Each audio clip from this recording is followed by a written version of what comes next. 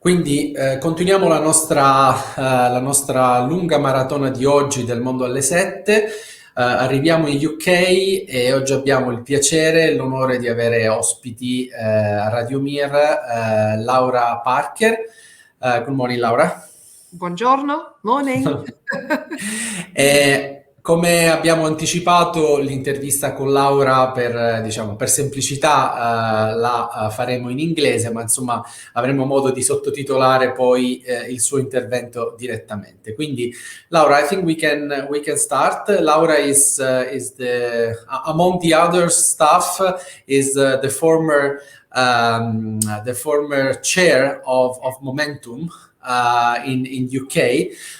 So Laura, again, thanks for your presence during this interview, and let's start from the first question. So, what's the situation of the women in UK in the latest years?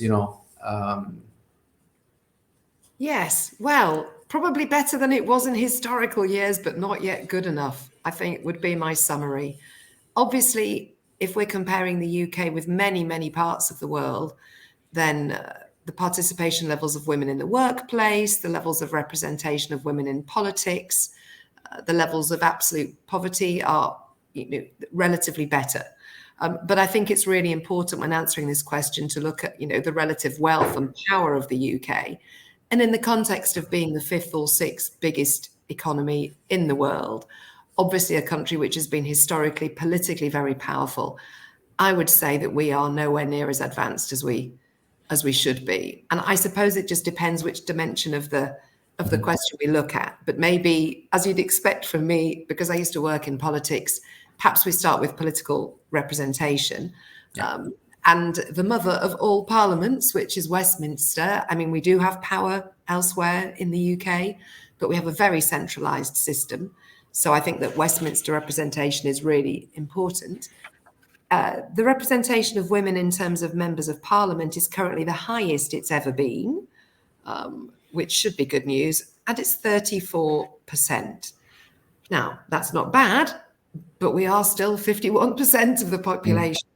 And of course, it's very, very skewed between the different political parties. So the Labour Party, of which I'm a member, has for some time been making efforts to level out. And we're now over 50% of Labour MPs are women, which is good news. However, as you probably know, those of you who pay attention to British politics, the Labour Party is not in government, and it is not in government very frequently. That is partly a reflection of our electoral system, which is a campaign that I'm currently working on. But the Conservative Party dominates in British politics, and they are way behind. I think it's 23% or something. So we have some way to go in terms of political representation. We have had 2 women prime ministers. Neither of them, in my view, did much that was very good for women. And I suppose this is the second thing, which is the economic situation of women. Now, there is a campaign in the UK, and in fact, I think it's probably now worldwide. I guess it's in Italy, certainly in the EU. But there is a day every year when campaigning organisations highlight the point at which women actually might as well stop working because they effectively start working for free. And Equal Pay Day, as it's called this year in the UK, was the 18th of November. So from the 18th of November onwards, this is obviously across the economy as a whole, women are effectively not earning. Now, that's a bit better than the EU, where I think in Portugal, I saw it was the 2nd of November, and I can't remember what the EU average was. So it's not perhaps much worse than other places. It's clearly unacceptable that in 2021, there should still be this pay differential. And of course, when you look in the details, this particularly hits working class women and women in part-time work, many of whom will have childcare and other caring responsibilities, where the differential is 15%, which is really significant. Another thing that I think is really important, and this is obviously political representation and pay levels are not simply a fault of the Conservative government, although we have had more conservative government over the last 100 years than any other. But something that very definitely is a responsibility, I think, has been the worsening economic situation of women in the very acute period of what we call austerity. So the very big cuts to public expenditure, which came after the banking crisis. Now, you will remember that in theory, Gordon Brown rescued the world's financial systems, but we then had a conservative government which had a policy, a very deliberate policy of massive under public investment. And those cuts had a devastating impact on women. And if you look at the Women's Budget Group, which is a really excellent organization which does lots and lots of research, it found that the cuts that the government made had what they called a triple whammy. So 3 times punched women more than men. Wow. The first was that women are disproportionately dependent on services that local government provides. That might be to do with childcare, it might be to do with transport, it might be to do with health services, it might be to do with local libraries. It also found that women were more likely to be in the roles providing those services, the lower paid roles in local government. And of course, the economy as a whole shrank.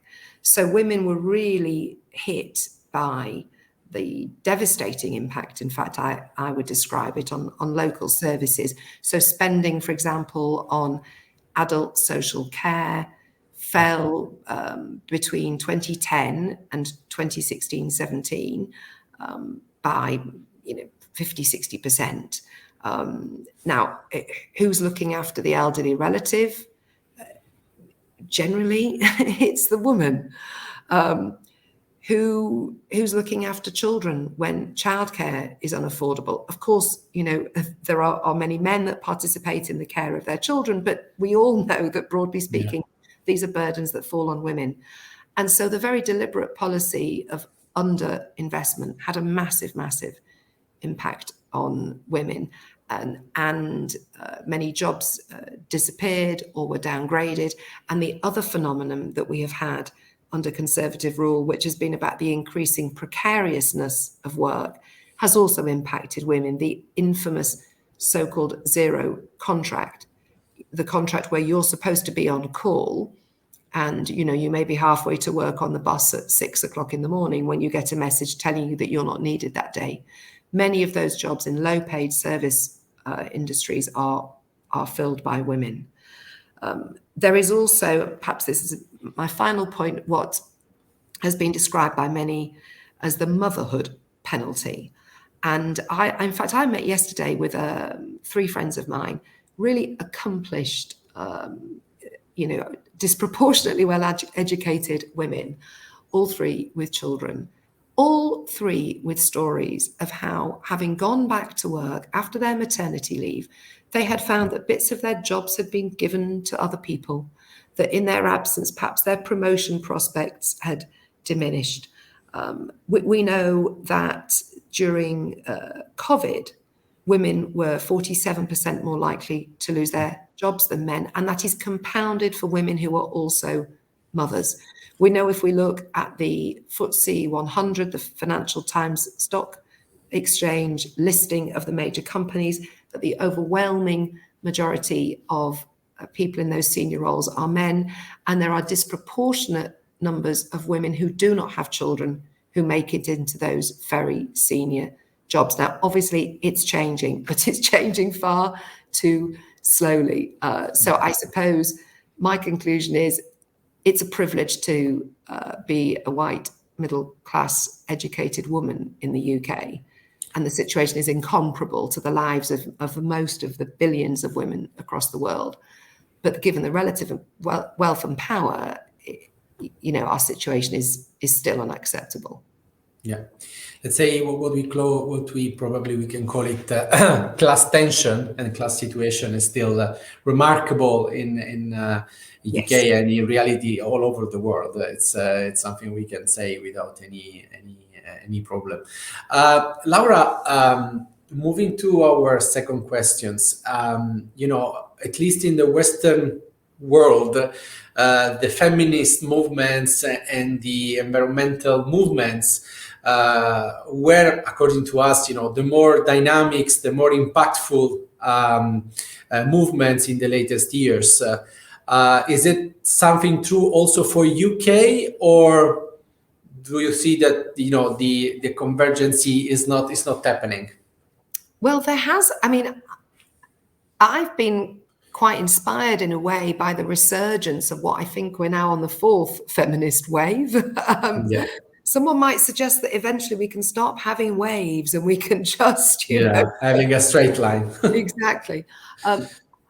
There has been a lot of discussion, in fact, in the last 12 months as well, about issues to do with violence against women and girls, sexual harassment, the predatory behavior, in fact, of the police. And people may have followed the really tragic case of a young woman who was murdered crossing a London park a few months ago.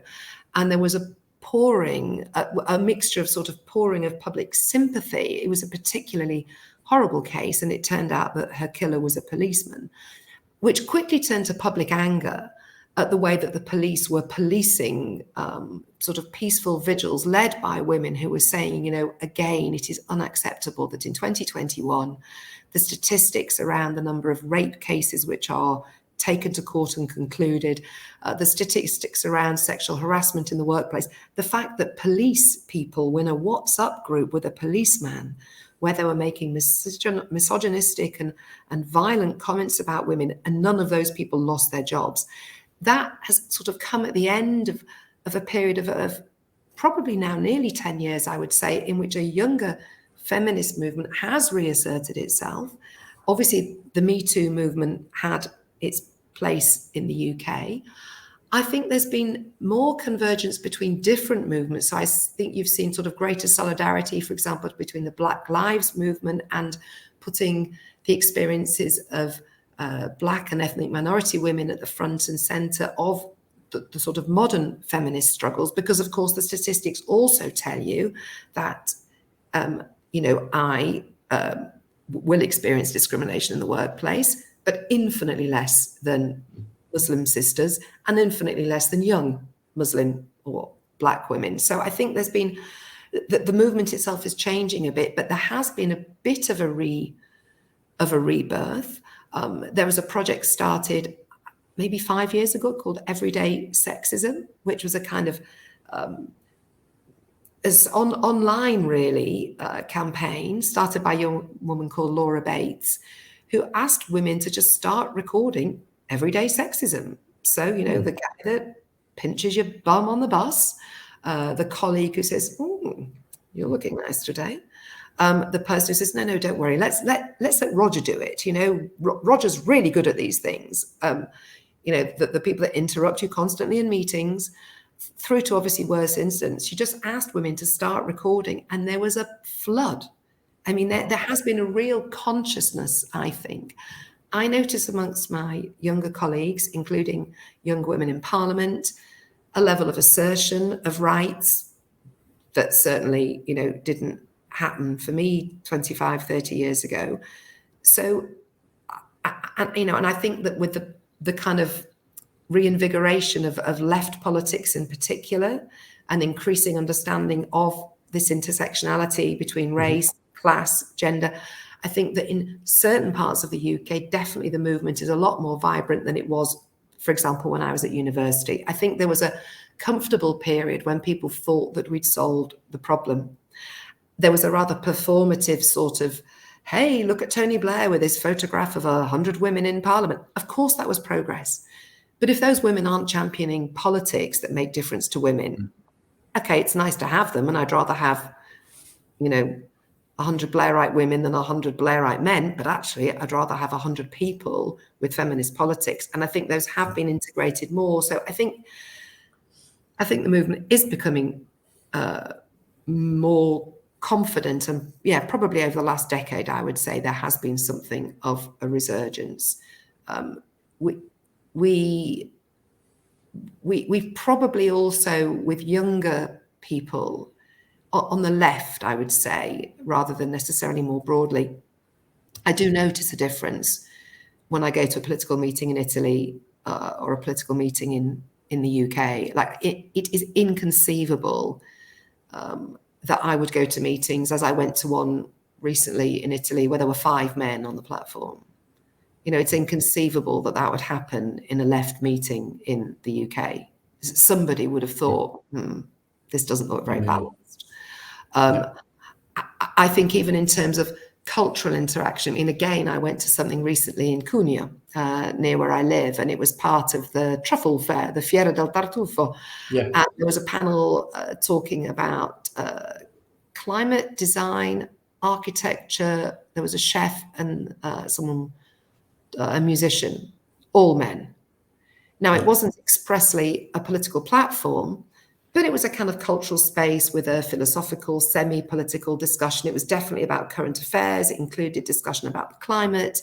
It was obviously, you know, rooted in, you know, serious discussion of broader, you know, culture. I mean, you couldn't have that in the UK with no woman. It would not be possible. In Momentum, for whom I used to work, we had, I think, an unwritten rule. We had a rule that you had a certain structure in your Momentum local groups. I don't think we even had to discuss the fact that you had 2 people chairing meetings and one was a man and one was a woman. I mean, it's not always easy, you know, to find the woman, of course. And certainly in some roles, you know, if you look at the social media teams of many progressive campaigns, they've still got lots of men in them. But I would say that the movement has sort of embedded in a way, at least in the left, in a structural way. So it's not anymore, I'm out on the street with a placard. It's, hey guys, we have to redo that job recruitment because we didn't get any women candidates. In that respect, I think that young progressive Britain is quite significantly advanced on many other countries, but it's a different manifestation of the movement. It's much more about its internal power than just the external protest, although that is still important. Yeah, Laura, I think you have touched, especially from an Italian perspective. Still, we are behind, and you know, I live in Belgium, and I need to say that even here, you know, if you organize a meeting, a public meeting, it's absolutely unacceptable to have a full men stage. That's clear. But I need to say, Italy is advancing slowly, even from a let's say in the political party, in the left especially. You know, now people start to have also, you know, a co-chair, which is a woman in the structure of the organization. So slowly things are moving, probably not at the speed we need, but that's exactly one of the reasons why we are, you know, everybody is working to try to progress a little bit faster. Laura, I think we can close here this interview. Thanks a lot again to stay with us today. And, you know, we'll keep in touch because probably it's interesting for us, for our network, to understand a little bit better the situation in UK in the near future on certain aspects. So let's keep in touch and have a great rest of the day. E poi la prossima volta la faccio in italiano, ti prometto. Grazie Laura, grazie. Bene, grazie una buona giornata, ciao ciao.